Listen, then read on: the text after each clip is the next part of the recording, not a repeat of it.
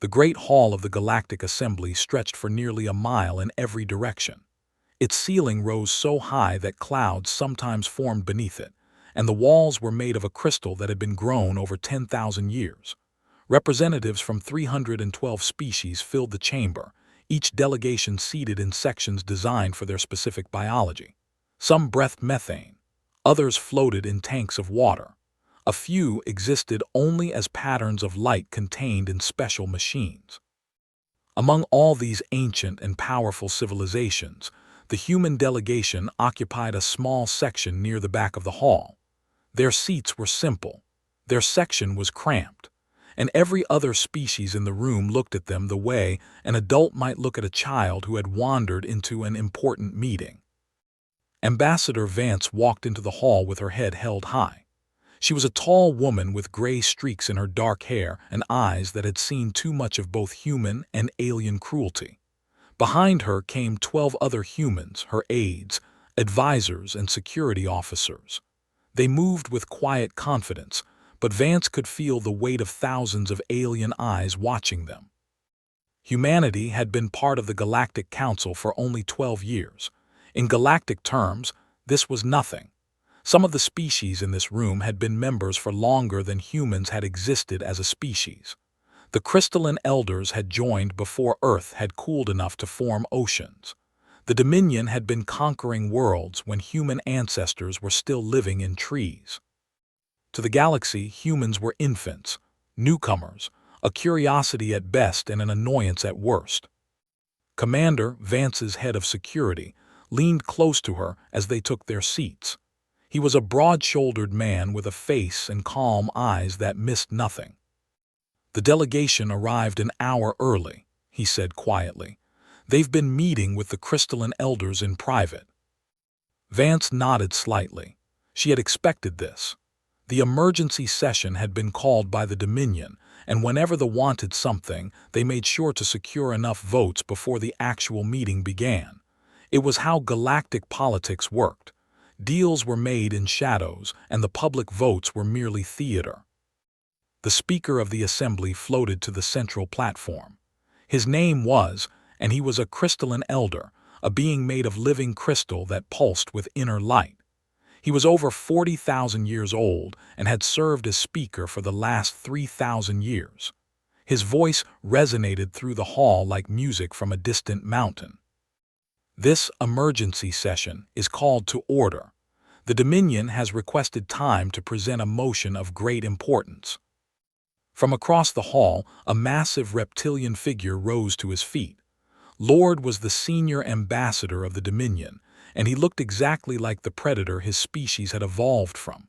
His scales were dark green, almost black, and his eyes were the color of old blood.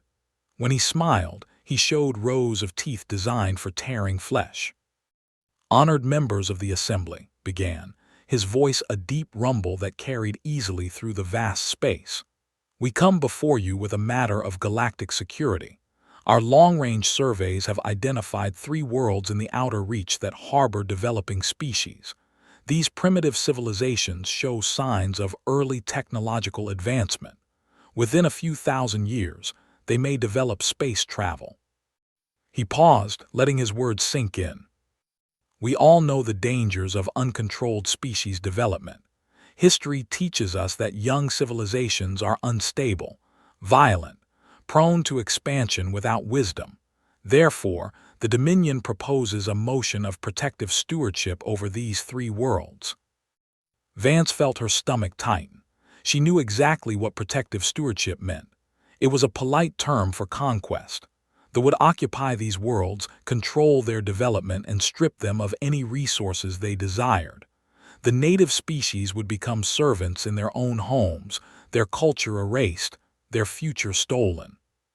She stood immediately. "Speaker, the human delegation requests permission to address the Assembly."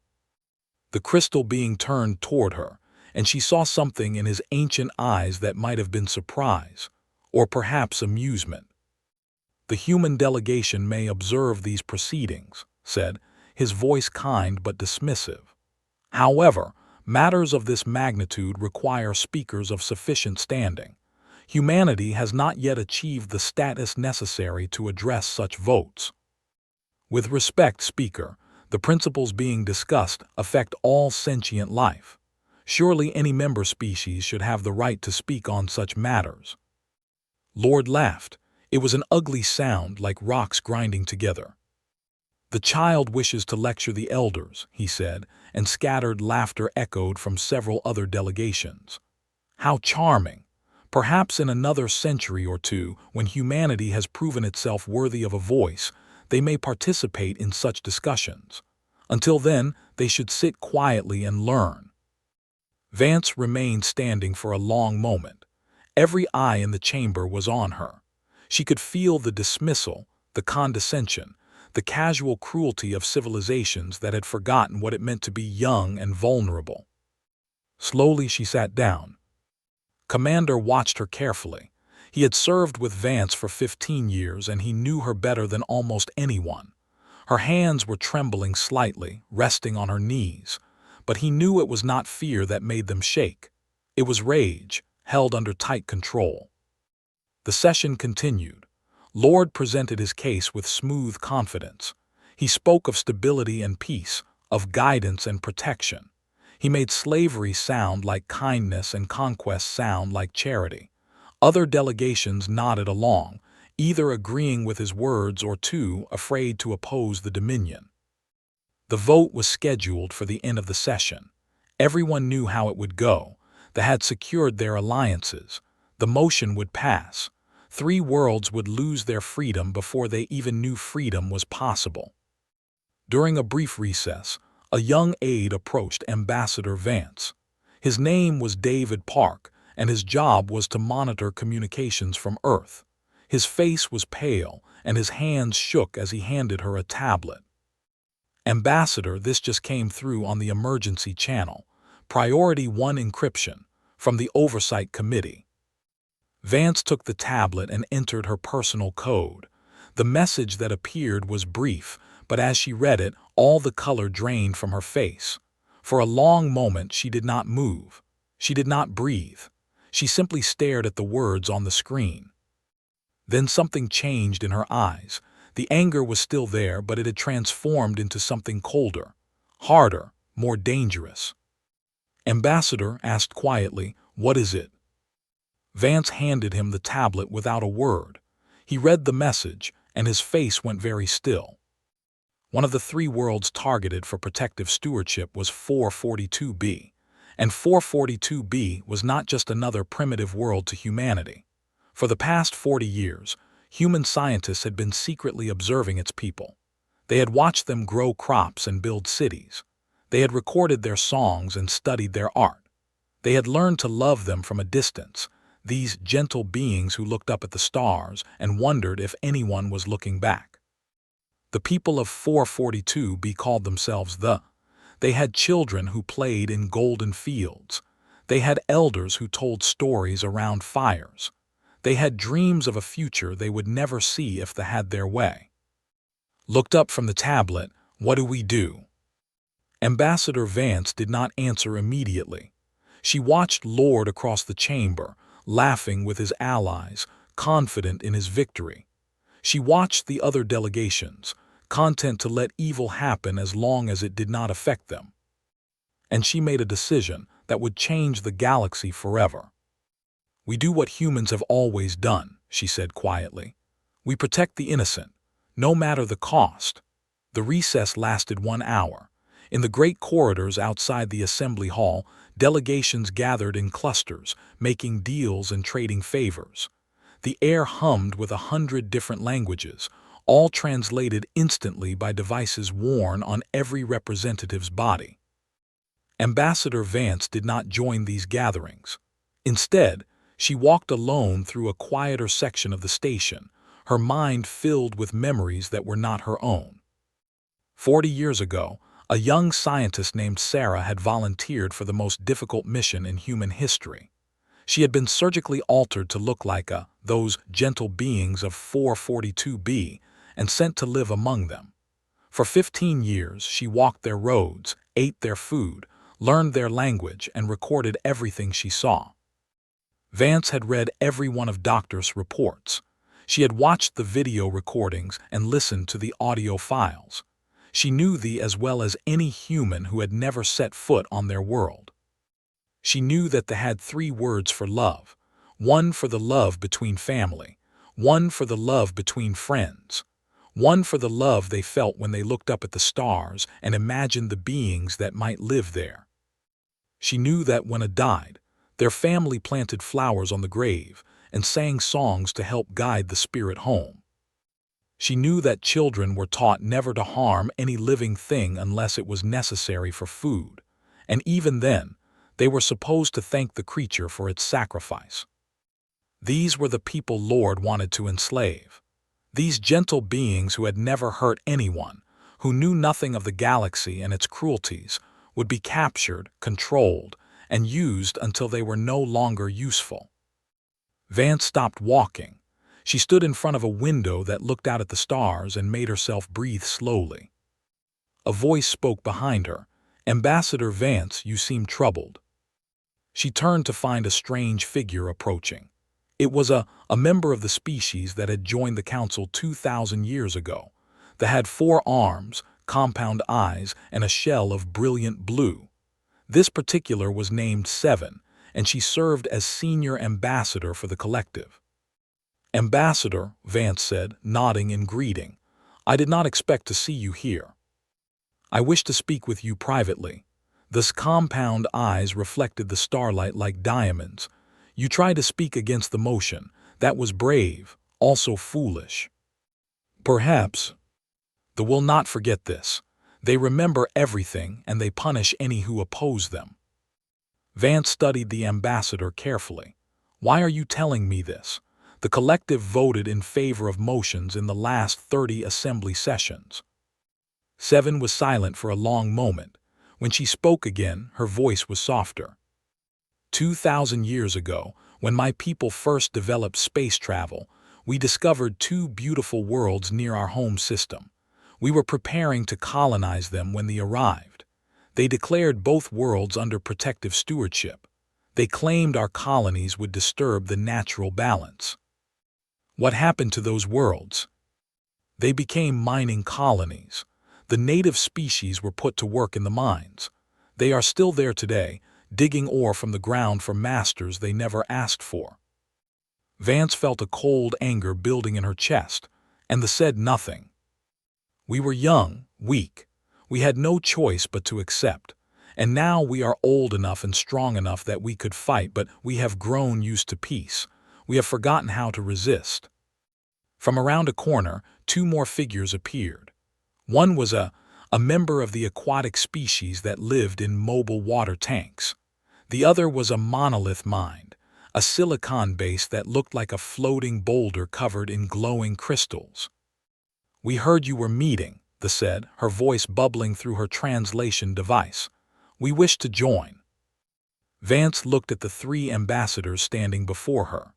3 species, all considered minor powers by the council, all pushed aside and ignored by the older civilizations. "Let me ask you something," she said. "How many worlds were placed under protective stewardship before your species achieved? How many of your colonies were taken from you?" The silence that followed was heavy with old pain. "The lost are original," the aquatic ambassador said finally.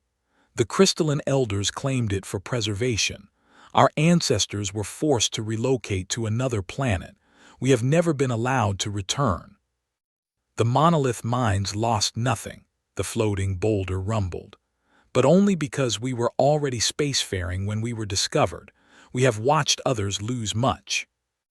Vance nodded slowly. "The ambassador approached me earlier. He told me that the strong guide the weak, and that this is the natural order of things." "That is what they believe," Seven said. "That is what they want us to believe," Vance corrected. "But I have studied history. Human history, yes, but also the history of every species in this council, and I have noticed something interesting." She turned back to the window, looking out at the stars. "Every species that has conquered others has eventually fallen. Every empire built on cruelty has crumbled to dust. But the species that survive, the civilizations that endure, are the ones that learn to lift others up instead of pushing them down. Pretty words, the monolith mind said, but words do not stop warships. No, they do not. Vance faced them again, and her eyes were hard. But humanity has more than words. We have been part of this council for 12 years. In that time, we have been dismissed, insulted, and ignored. We have been treated like children who wandered into adult affairs. She smiled, but there was no warmth in it. And in that time, we have been building, preparing, because we knew from the moment we met that eventually this day would come. Eventually, we would have to choose between accepting evil and fighting it. You cannot fight the Seven said. They have the largest fleet in the galaxy. Perhaps, but humans have a saying. It is not the size of the dog in the fight, but the size of the fight in the dog. Before anyone could respond, footsteps echoed in the corridor.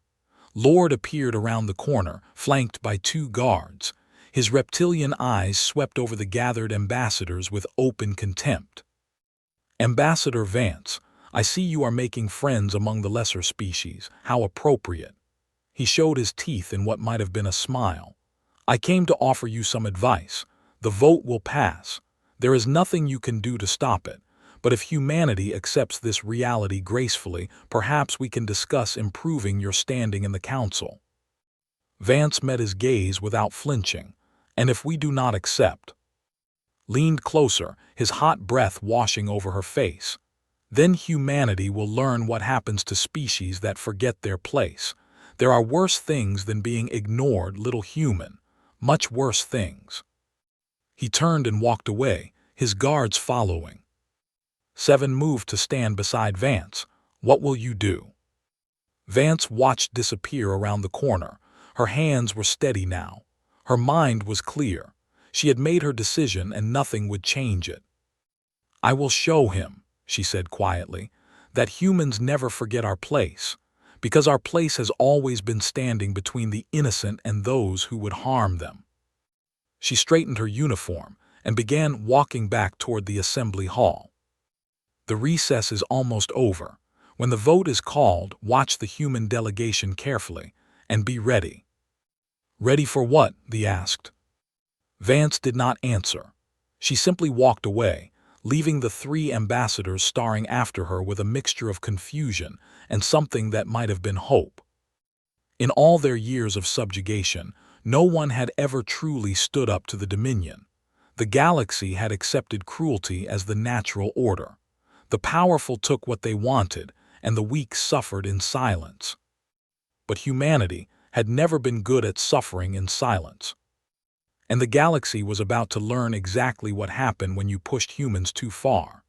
The assembly hall fell silent as the session resumed. 312 species settled into their seats, and the great crystal dome above them caught the light of distant stars. Speaker floated to the central platform, his ancient body pulsing with inner light.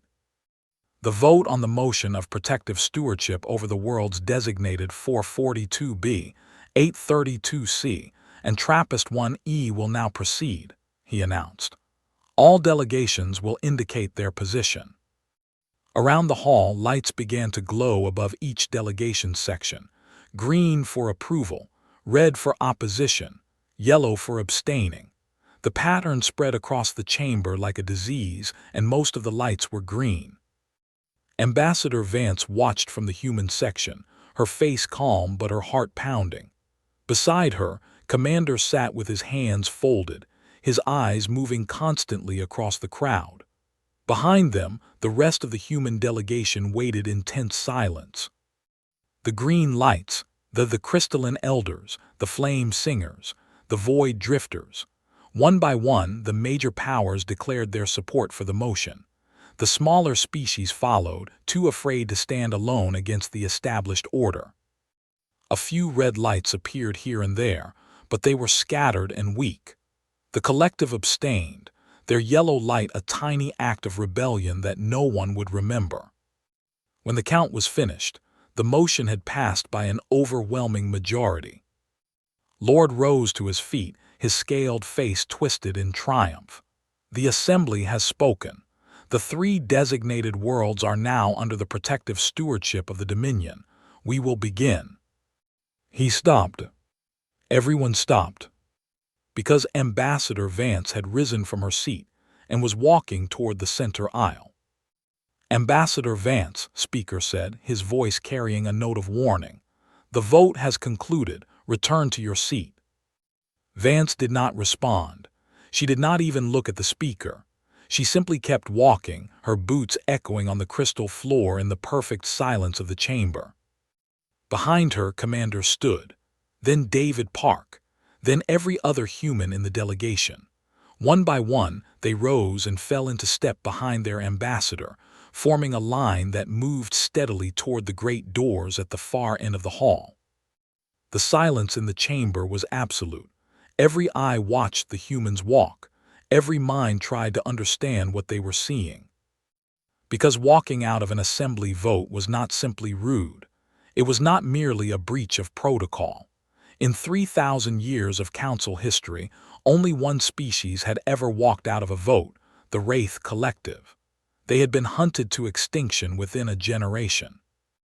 Walking out meant that a species no longer recognized the authority of the assembly. It was a declaration of separation, of defiance, of war. "Ambassador Vance's voice boomed through the hall. If you take another step, humanity will face consequences beyond your comprehension. Stop this foolishness at once." Vance kept walking.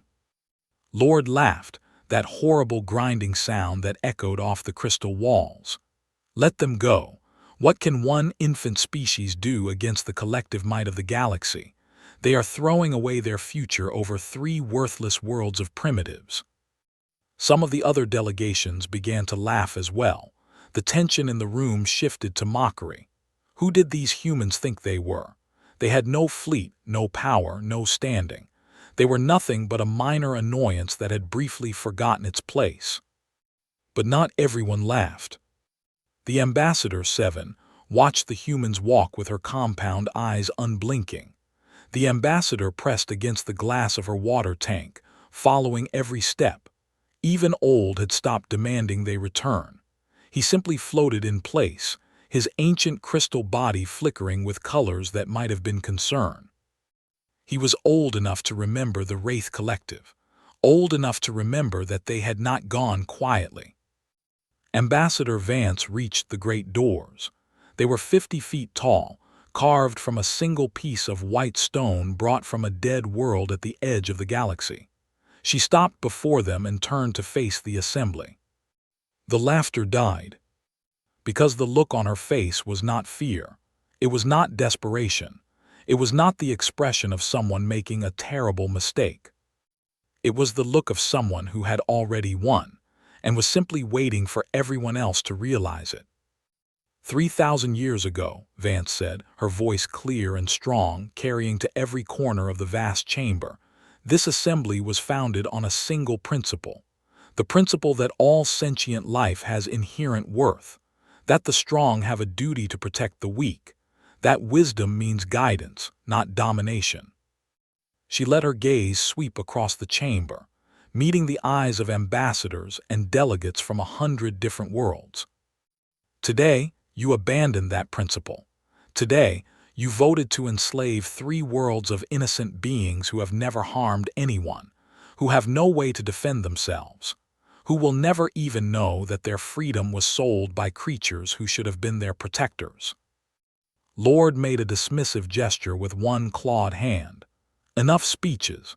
You have made your theatrical gesture. Now crawl back to your seats before you make things worse for your pathetic species." Vance looked at him, and something in her eyes made him fall silent. "Humanity came to the stars hopping to find wisdom," she said. "We hope to find teachers, mentors, perhaps even friends. Instead, we found the same cruelty we spent 10,000 years trying to overcome in ourselves. We found empires built on suffering. We found peace maintained through fear. We found a galaxy that had forgotten why it reached for the stars in the first place." She straightened her shoulders, and when she spoke again, her voice rang like steel. The human species formally withdraws from the Galactic Council. We reject your authority. We reject your laws. And we reject your claim to the worlds you voted to steal today." Gasps echoed through the chamber. Even those who had been laughing moments ago were silent now. "Furthermore," Vance continued, "we put this assembly on notice. The people of 442b are now under human protection, as are the people of 832c and Trappist-1e. Any vessel from any species that approaches these worlds with hostile intent will be met with the full force of human military power." Lord slammed his fist against his desk. "You dare threaten the Dominion. You have no military power. Your fleet is a handful of outdated ships and a few orbital stations." Vance smiled. It was not a kind smile. "You have no idea what we have, Lord. You never bothered to find out. You were so certain of your superiority that you never once wondered what humanity was doing while you dismissed us as children." She turned back to the doors. "We were not hiding our weakness. We were hiding our strength, because we knew this day would come. We knew that eventually we would have to choose between complicity in evil and resistance against it." Her hand touched the ancient stone of the door.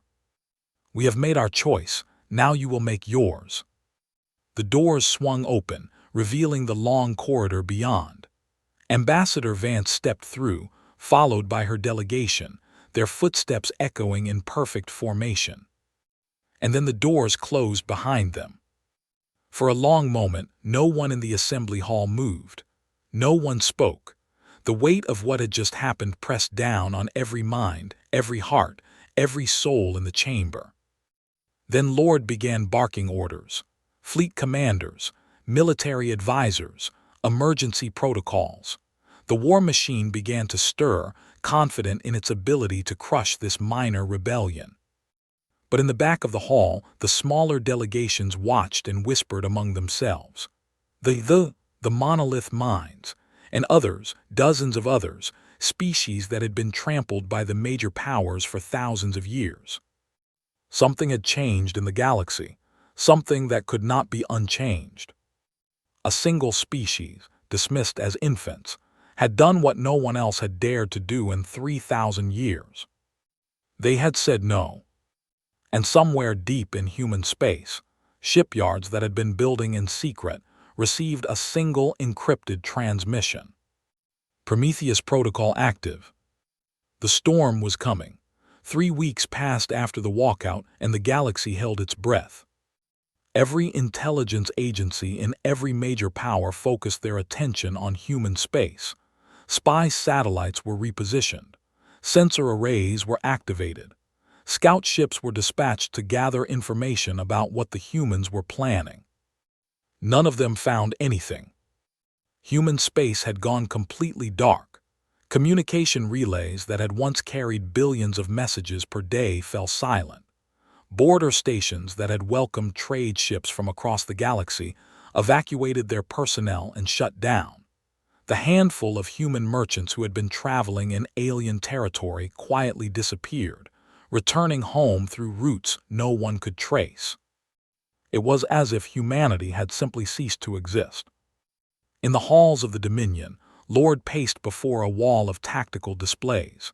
His military advisors stood around him, their scaled faces showing various degrees of confusion and concern. "Nothing," he demanded. "You have found nothing." "We sent 12 scout ships to the human border world of New Helsinki," one advisor reported. "None of them returned. We detected no weapons fire, no distress signals. They simply vanished." "Then send more ships." "We did, Lord. We sent 30 ships in the second wave. They vanished as well." Slammed his fist against the display, cracking the screen. "Impossible. Humans have no technology capable of destroying our ships without a trace. Their fleet is primitive. Everyone knows this." "With respect, Lord," another advisor said carefully, "what everyone knows is what the humans chose to show us. We never conducted a proper survey of their capabilities. They were considered too insignificant to bother with." The words hung in the air, heavy with implication. For 12 years, humanity had been part of the Galactic Council. In that time, they had traded for basic technologies, purchased outdated ships, and generally behaved exactly like the minor species everyone assumed them to be. They had asked questions that seemed naive. They had made requests that seemed harmless. And no one had ever thought to wonder what they were doing with all the knowledge they gathered. Lord made his decision. Assemble a peacekeeping fleet, 200 warships from every species willing to contribute. We will escort humanity back to the negotiating table, and they will learn the price of defiance. Within a week, the fleet was assembled. 200 warships from 12 different species, including 50 dreadnoughts, the most powerful vessels in the galaxy. They gathered at a staging point near the human border, their combined firepower capable of reducing entire planets to ash. Lord stood on the bridge of his flagship, the Dominator of Worlds, watching the fleet form up around him. He felt no fear. How could he? This was the greatest military force assembled in 1,000 years, brought together to discipline a species that had barely learned to light fires when his ancestors were already ruling the stars. Set course for New Helsinki, he commanded. Standard formation. Let the humans see what their arrogance has brought upon them. The fleet jumped into hyperspace. When they emerged at New Helsinki, they expected to find a handful of outdated destroyers and perhaps a defensive station or two. They expected to see humans scrambling to surrender, begging for mercy they did not deserve.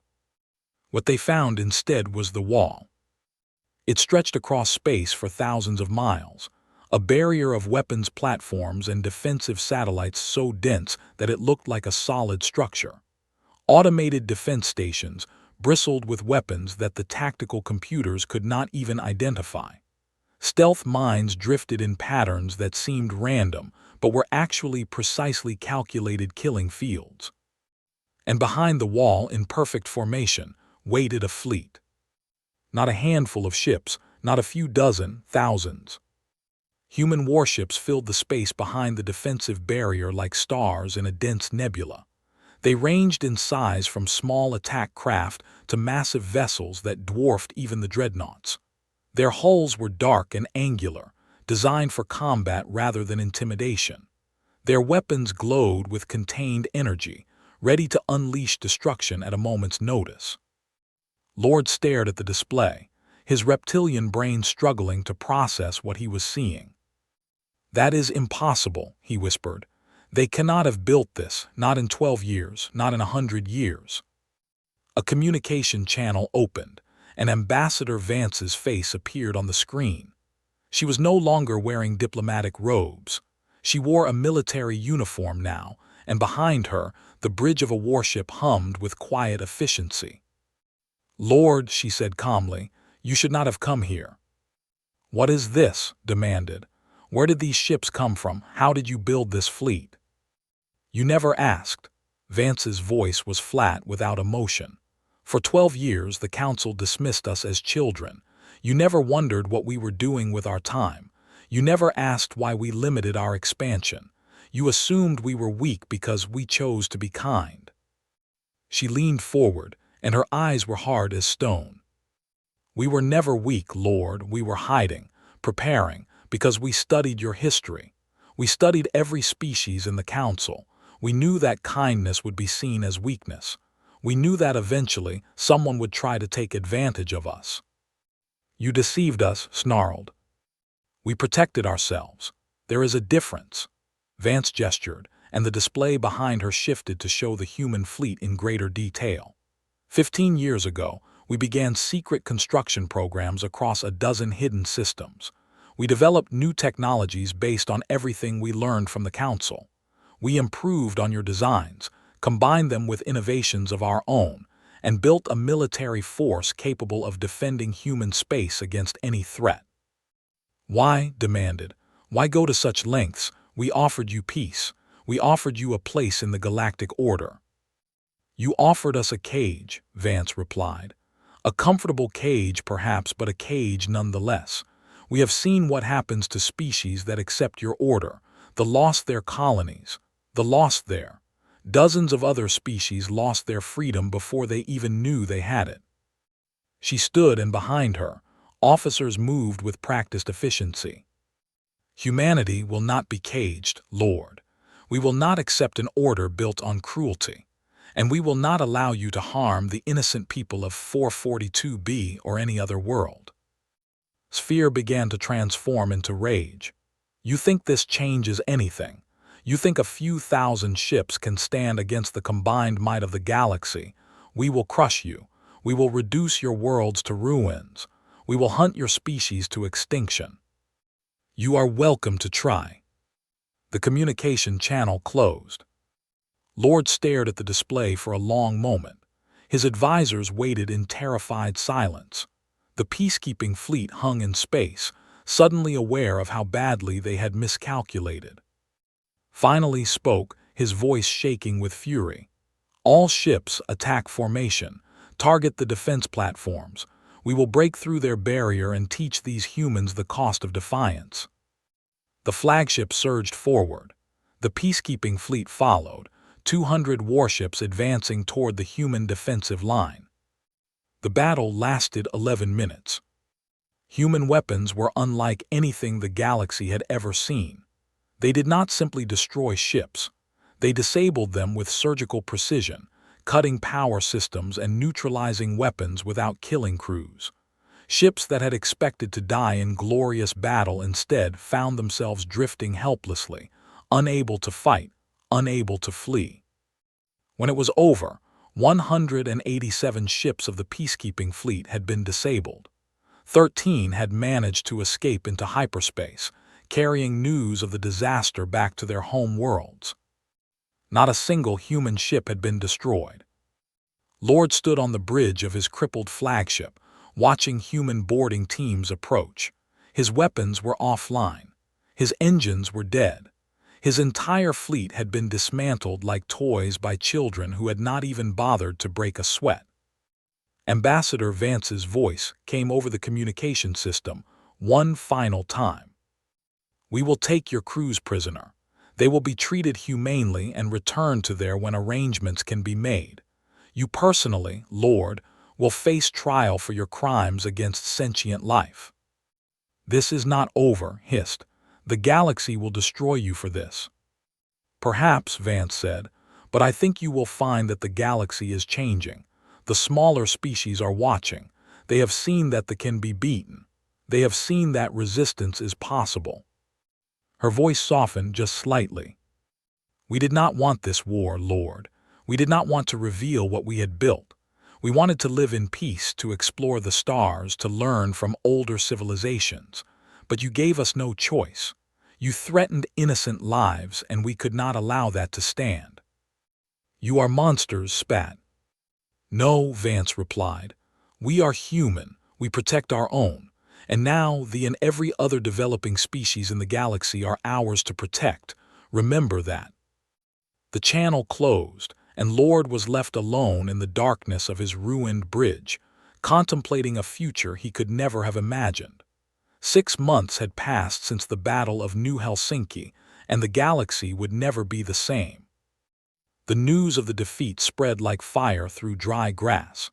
Every species in the council heard how 200 warships had been dismantled in minutes. Every government studied the footage of human weapons cutting through the mightiest fleet ever assembled. Every military leader recalculated their assumptions about the balance of power. And the smaller species, the ones who had been trampled and ignored for thousands of years, began to whisper among themselves. If the humans could stand against perhaps they could too. It started slowly. The collective formally from the Galactic Council, citing irreconcilable differences with the established order. The followed a week later. Then the monolith minds. Then dozens of other species who had never dared to speak against their masters. The Galactic Council, which had ruled the stars for 3,000 years, began to fracture. In the outer territories of the Dominion, rebellions erupted on 100 worlds. Species that had been enslaved for generations rose up against their masters. Human ships appeared in distant systems, not to conquer, but to protect. They established defensive positions around developing worlds and dared anyone to challenge them. No one did. By the end of 6 months, a new organization had formed. They called it the Sentient Alliance, and it was built on principles that humanity had insisted upon from the very beginning. No protective stewardship, no tiered membership. Every species, from the oldest empire to the spacefaring civilization, had an equal voice in its councils. Ambassador Vance had been elected as the first Secretary General. She stood now in a new assembly hall, one built in orbit around a neutral world. It was smaller than the Great Chamber on Concordance Prime, but it felt larger somehow. Perhaps because the beings who filled it were there by choice, not by obligation. Perhaps because, for the first time in galactic history, every voice truly mattered. Vance looked out at the assembled delegates. Former enemies sat beside new allies. Species that had once dominated others now sat as equals with those they had oppressed. It was strange and uncomfortable and wonderful all at once. "Thank you all for coming," she began, her voice carrying through the chamber. "I know that many of you are uncertain about this new alliance. I know that old hatreds and old fears do not disappear overnight, but I believe that what we are building here is worth the effort." She paused, gathering her thoughts. "When humanity first reached the stars, we hoped to find wisdom. We hoped to find teachers who could help us grow beyond our violent past. Instead, we found a galaxy that had made peace with cruelty. We found civilizations that had forgotten why they reached for the stars in the first place." Her gaze swept across the chamber, meeting the eyes of delegates from 100 different worlds. "Humans have a complicated relationship with power. Our history is filled with terrible abuses. We have used our strength to harm, to conquer, to destroy. But we have also used it to protect, to liberate, to lift up those who could not lift themselves." She thought of the, still living their peaceful lives on 442b, still unaware of how close they had come to losing everything. Human observation posts still watched over them, silent guardians asking nothing in return. The galaxy feared what we would do when we revealed our true strength. Many expected us to become the new, conquering and enslaving in our turn. They expected us to take revenge for the insults and dismissals we had suffered. She smiled, and for the first time in months it reached her eyes. "But we did not come to the stars to conquer. We came because we looked up at the night sky and felt wonder. We came because we hoped that somewhere out there, someone was looking back. We came to find family." The chamber was silent, every delegate listening intently. "And we will burn down every empire in this galaxy before we let anyone harm our family again."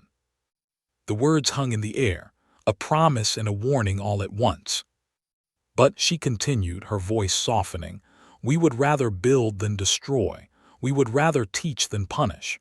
We would rather make friends than enemies. That is why we are here today. That is why the Sentient Alliance exists." She stepped back from the podium. "Let us begin the work of building a better galaxy, together."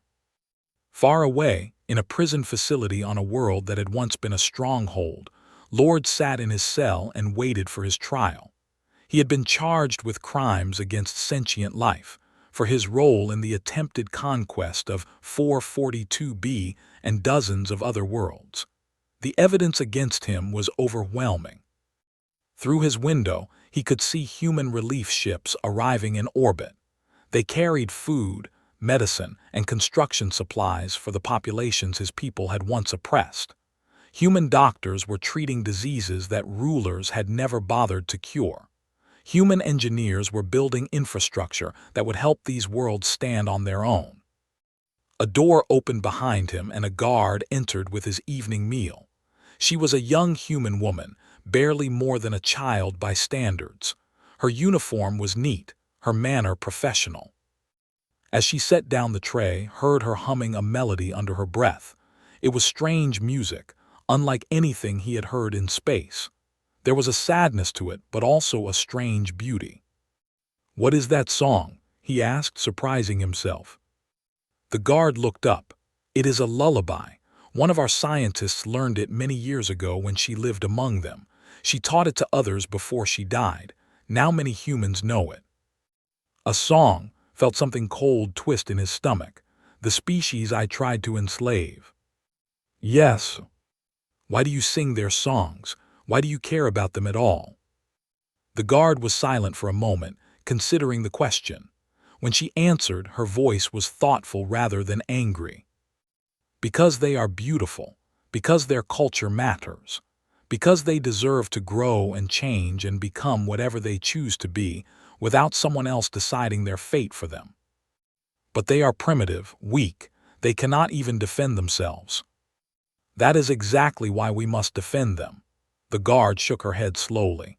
"You truly do not understand, do you? You see weakness as something to exploit. We see it as something to protect." She moved toward the door, then paused. "You asked me why we care about the. Let me ask you something in return. In all the thousands of years your people ruled the stars, did you ever stop to learn the songs of the species you conquered? Did you ever sit with them and listen to their stories? Did you ever see them as anything other than resources to be used?" Did not answer, he could not. "That is the difference between us," the guard said. "You built an empire, we built a family. Empires fall, families endure." She left, and the door sealed behind her. Sat alone in his cell, staring at the meal she had brought. It was simple food, but it was warm and filling. His captors had treated him with more kindness than he had ever shown his own prisoners. He thought about her words. He thought about the human ships delivering supplies to worlds his people had stripped bare. He thought about the sentient alliance and the strange new order that was rising from the ashes of the old. And he tried to understand a species that fought like demons and forgave like saints. He failed. Perhaps that was why they had won. On 442b, in a small village beside a river that sparkled in the light of an alien sun, an elder gathered the children around her for the evening story. They sat in the grass, their large eyes reflecting the fading daylight, waiting eagerly for her to begin. "Tonight," she said, her voice warm and gentle, "I will tell you the story of the Watchers." The children leaned forward. "Long ago, before your grandparents' were born, lights appeared in the sky. Not stars, but lights that moved and danced and sometimes came close to the ground. Our ancestors were frightened at first. They did not know what these lights meant." "Were they spirits?" one child asked. "Perhaps. No one knows for certain. But over time, our people came to believe that the lights were guardians, beings from beyond the sky who watched over us, who protected us from dangers we could not see." "Do they still watch?" another child asked. The elder smiled and looked up at the darkening sky, where the first stars were beginning to appear. "Yes," she said, "they still watch, and as long as they do, we are safe." High above, hidden from sight, a human observation satellite recorded the scene. The footage would be transmitted back to Earth, where researchers would study it and smile. They were safe. Their songs would continue. Their children would grow and dream and reach for the stars in their own time. And when that day came, when they finally achieved and emerged into the wider galaxy, they would find a family waiting to welcome them. Because that was what humans did. They looked up at the stars, felt wonder and hoped that somewhere out there, someone was looking back. And now the whole galaxy was looking.